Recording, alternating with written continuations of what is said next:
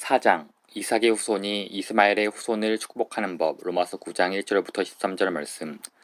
내가 그리스도 안에서 참말을 하고 거짓말을 아니하노라.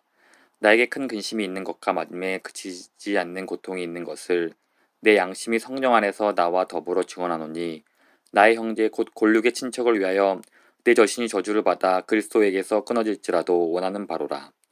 그들은 이스라엘 사람이라. 그들에게는 양자됨과 영광과 언약들과 율법을 세우신 것과 예배와 약속들이 있고, 조상들도 그들의 것이요 육신으로 하면 그리스도가 그들에게서 나셨으니 그는 만물 위에 계셔서 세세의 찬양을 받으실 하나님이시니라.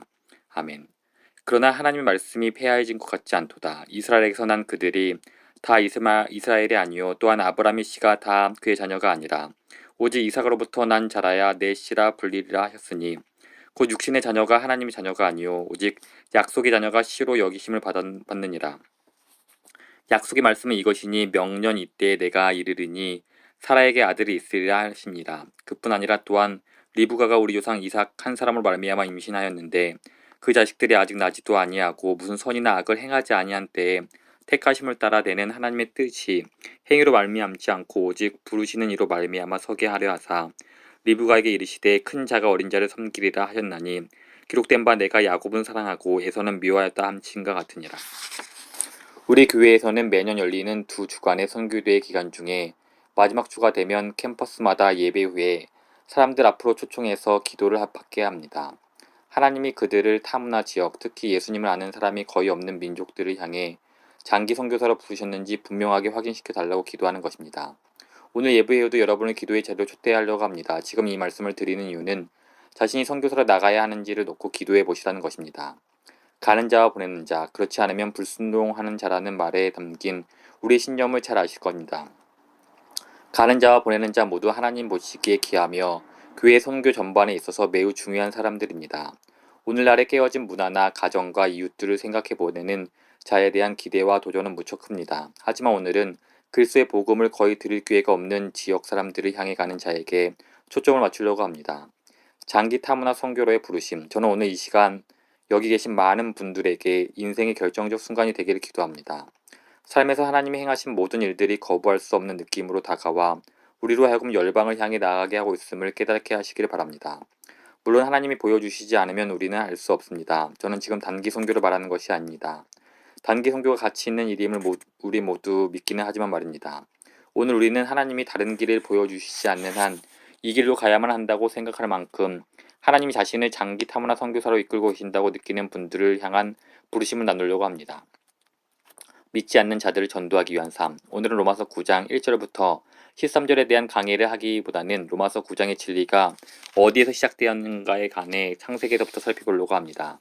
오늘 설교의 제목은 이삭의 후손이 이스마엘의 후손을 축복하는 법입니다. 이 제목이 의미하는 바와 배경은 이렇습니다. 지금 전 세계 인구는 이미 70억을 넘어서고 있습니다. 이 70억 인구 중에 무슬림은 15억을 거뜬히 넘습니다. 그리고 알다시피 그중 수만 명이 우리가 사는 쌍둥이 도시 인근에 거주하고 있습니다. 이들이 이곳에 오게 된 것을 우리는 기쁘게 생각합니다. 성경적인 그리스도인이라면 비그리스도인들이 주변에 사는 것을 달가워하지 않는 그러한 편협한 사고방식을 버립니다. 그리스도인은 왕이신 예수님께서 한때 멀리 떠났던 비그리스도인들을 복음 가까이로 이끌어 오시는 모습을 보며 기뻐합니다. 그것이 천국의 사고방식입니다. 그리고 믿지 않는 사람들을 피해서 살려고 하지 않습니다. 우리는 그들에게 다가가기 위해 삽니다. 거대한 바다도 넘지만 옆집으로 가는 길도 넘습니다. 이슬람과 이스마엘의 후손. 오늘날 이슬람은 거대한 현실입니다. 십자가에 못 박혀 죽으시고 부활하셔서 다스리시는 우리 주 예수님은 하나님의 사람들을 일으켜 온 세계 무슬림을 향한 사랑의 사명을 감당케 하실 만반의 준비가 되어 있으십니다. 제가 의식적으로 무슬림들만 언급한다고 해서 이 말씀이 무슬림과만 연관된다고 생각하지는 마시기 바랍니다. 로마서 9장과 이번 선교의 핵심은 하나님이 무조건적으로 죄인들을 선택하고 부르신다는 점입니다. 유대인이나 무슬림이라는 정체성이 결코 하나님의 선택과 부르심을 제한하거나 막지 못합니다. 따라서 이 메시지는 우리의 꿈이라는 용광로에 불을 지피고 우리를 통해 하나님이 부르심 받은 대상자들에게 복음을 전할 수 있게 하는 것을 목표로 합니다. 이삭의 후손이 이스마엘의 후손을 축복하는 법이라는 제목의 의미가 여기에 있습니다. 역사적으로 보면 무슬림은 자신을 아브라함의 첫 아들인 이스마엘의 후손으로 여겼습니다. 무함마드는 자신의 혈통을 거슬러가며 아랍계를 거쳐 이스마엘의 후손으로 태어난 두령들과 족속들에게 출발한다고 보았습니다. 창세기 17장 20절에서 하나님은 아브라함에게 이렇게 말씀하십니다. 이스마엘에 대하여는 내가 내 말을 들었나니 내가 그에게 복을 주어 그를 매우 크게 생육하고 번성하게 할지라. 그가 12두령을 낳으리니 내가 그를 큰 나라가 되게 하려니와. 이들 두령의 이름은 창세기 25장 12절에서 18절에 나와 있습니다. 따라서 제가 이스마엘의 후손이라고 할 때는 무슬림들이 지닌 자기 정체성을 따라 그들이 지칭하는 것입니다. 하지만 이 말은 아랍인이 되는 것과 무슬림이 되는 것이 자동적으로 연결된다는 뜻은 아닙니다. 무슬림이면서 비아랍인일 수도 있고 아랍이면서 비무슬림일 수도 있습니다. 다만 일반적으로 무슬림은 자신의 혈통적 복이 아브라함 및 이스마엘과 관련한 언약에서 시작한다고 봅니다. 아브라함의 후손 그리고 모든 족속을 위한 복. 하지만 유대인과 그리스도인에게는 이야기가 아주 다릅니다. 창세기는 하나님께서 아브라함에게 주신 약속이 이스마엘을 통해 성취될 것으로 보지 않으신다고 가르칩니다. 하나님은 창세기 12장 3절에서 아브라함에게 이렇게 말씀하셨습니다. 땅의 모든 족속이 너로 말미암아 복을 얻을 것이라. 그리고 창세기 17장 7, 8절에서는 이렇게 말씀하셨습니다. 내가 내 언약을 나와 너 및 내 대대 후손 사이에 세워서 영원한 언약을 삼고 너와 내 후손의 하나님이 되리라. 나는 그들의 하나님이 되리라. 따라서 하나님은 이후에 한 후손이 있을 것이며 그를 통해 아브라함의 하나님을 자기 하나님으로 삼는 백성들이 나올 것이라고 약속하십니다. 이 후손을 통해 구원을 얻고 영원히 하나님 백성이 되는 이들이 있을 것입니다. 하나님은 죽은 자의 하나님이 아니라 산 자의 하나님이십니다. 이것이 바로 아브라함이 받은 약속입니다. 아브라함과 그의 후손을 통해 구원이 이 땅의 모든 족속에게 임할 것입니다. 이것이 성취되는 이야기는 다음과 같이 펼쳐집니다. 불임 아내에게서 아들이 태어났다. 창세기 15장에서 아브라함은 자신이 늙은 데다 아들도 없어서 종 엘리에셀을 후계자로 삼겠다며 하나님께 토로했습니다. 하나님은 창세기 15장 4절에서 이렇게 말씀하십니다. 내 몸에서 날 자가 내 상속자가 되리라.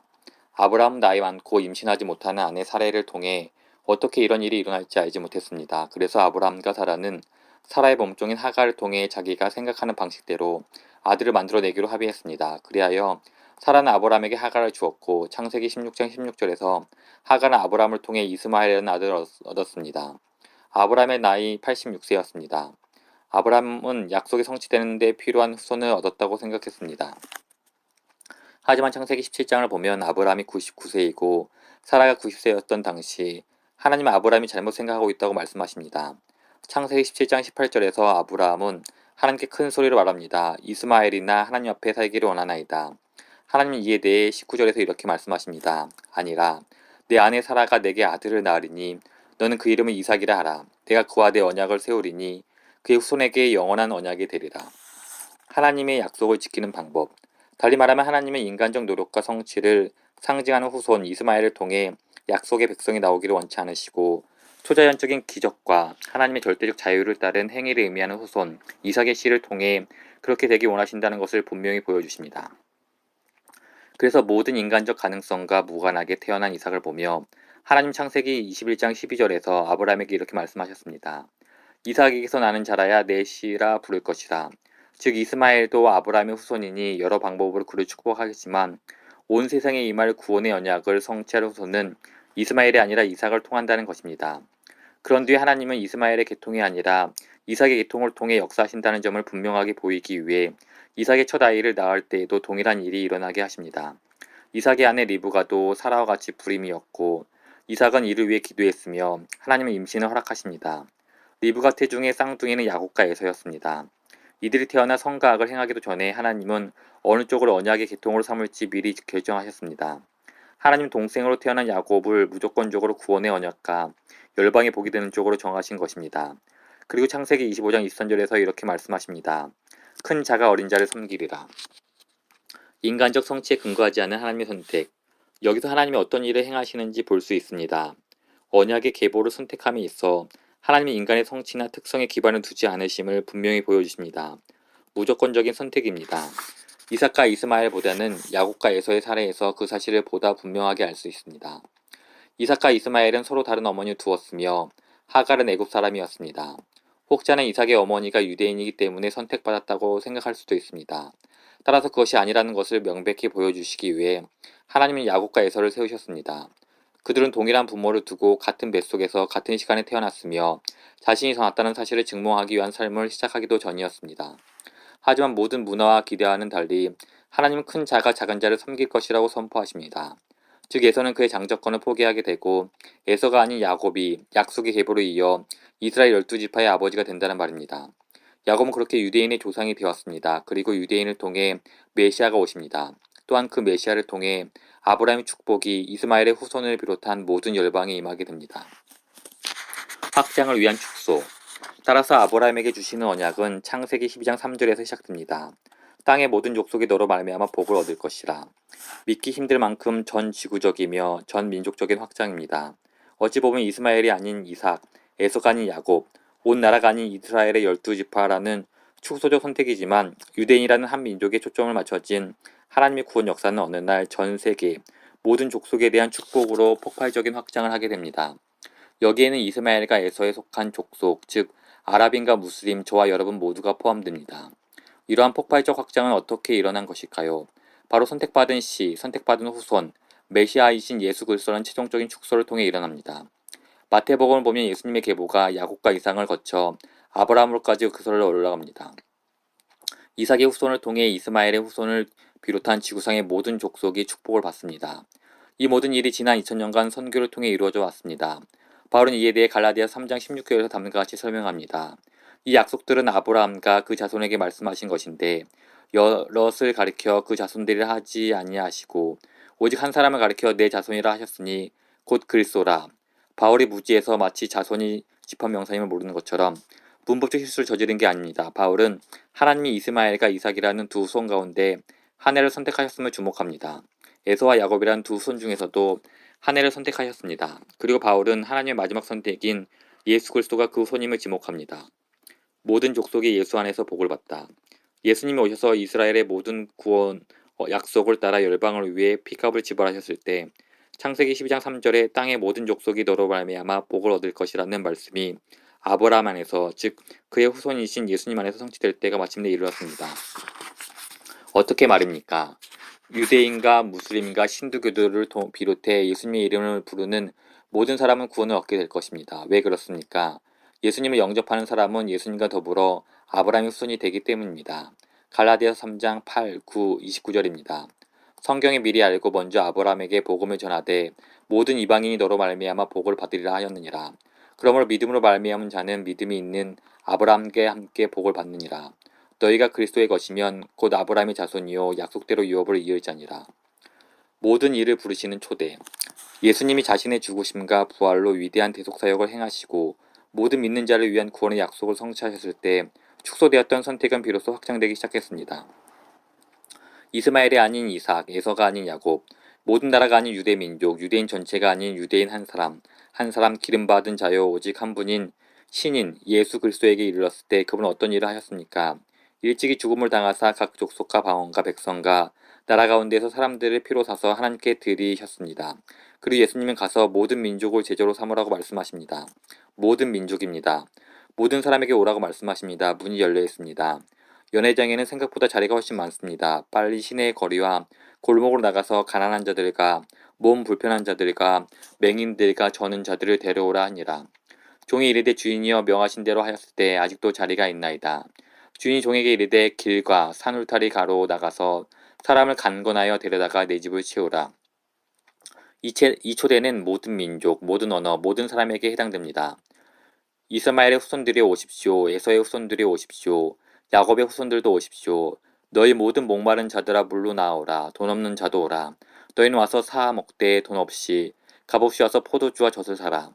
성령과 신부가 말씀하시기를 오라 하시는도다. 듣는 자도 오라 할 것이요 목마른 자도 올 것이요 또 원하는 자는 값없이 생명수를 받으라 하시더라. 이스마엘, 에서, 야곱, 아랍인, 아시아인, 아프리카인, 아메리카인 할 것 없이 주의 이름을 부르는 모든 사람은 구원을 받을 것입니다. 우리의 가제와 원동력, 그러므로 우리 앞에는 위대한 성교의 가제가 놓여 있습니다. 그런즉 그들이 믿지 아니하는 일을 어찌 부르리요? 듣지도 못한 일을 어찌 믿으리요? 전파하는 자가 없이 어찌 들으리요? 보내심을 받지 아니하였으면 어찌 전파하리요? 기록된 바 아름답도다 좋은 소식을 전하는 자들의 발이여 함과 같으니라. 하나님은 우리 모두를 아름다운 발을 가진 자로 구원의 좋은 소식을 우리가 아는 모든 일에게 전하는 자로 부르십니다. 설교를 마무리하는 이 시점에서 초점은 바로 우리에게로 향합니다. 그리고 우리 안에서 더 많은 일을 행하시는 하나님을 바라보게 합니다. 하나님은 오래전부터 그 일을 해오셨습니다. 어떤 분들에게는 그 일이 오늘부터 시작될 수 있습니다. 하나님이 우리 안에서 일하실 때 우리가 문화와 언어와 생활 방식이 전혀 다르고 아는 사람도 없고 오히려 위험과 미지의 것들이 가득한 땅으로 들어가도록 하십니다. 왜 그렇습니까? 하나님도 열방에 아브라함의 복을 전하게 하시려고 독생자를 그렇게 보내셨으니까요. 이제는 우리를 통해 그 일을 하기 원하십니다. 이것이 부르심입니다. 저는 우리가 지금 당장 자기 미래의 방향을 정해야 한다거나 혹은 분명히 갈 것인지 가면 언제 어디로 갈 것인지를 알아야 한다고 말하는 것이 아닙니다. 베들레헴 교회가 그런 분들을 후원할 수 있다고 약속하는 것도 아닙니다. 물론 부분적으로는 보내는 자들이 얼마나 열성적인가에 달려 있습니다. 하지만 제가 약속할 수 있는 것은 예수님의 임재와 능력입니다. 그분은 이렇게 말씀하셨습니다. 하늘과 땅의 모든 권세를 내게 주셨으니 세상 끝날까지 너희와 함께 있으리라. 오늘 제가 앞으로 초청하고 싶은 분들은 하나님 특별히 다른 변화를 주시지 않는 한 열방을 향해 장기간 나가야겠다고 느끼는 분들입니다. 하나님 오늘 이 말씀과 이 시간을 사용하셔서 우리가 하나님의 인도하심을 느낄 수 있게 해주시기를 기도합니다.